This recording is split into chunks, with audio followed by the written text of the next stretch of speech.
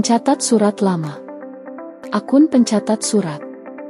Akun ini digunakan oleh tata usaha atau sekretaris di masing-masing unit kerja. Tugas utamanya meliputi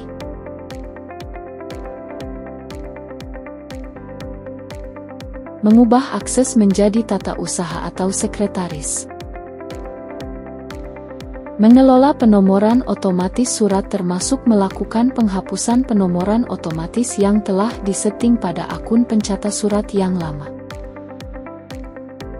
Akun pencatat surat tidak untuk meregistrasi naskah keluar. Tata usaha atau sekretaris berperan penting dalam kelancaran administrasi surat menyurat di instansi.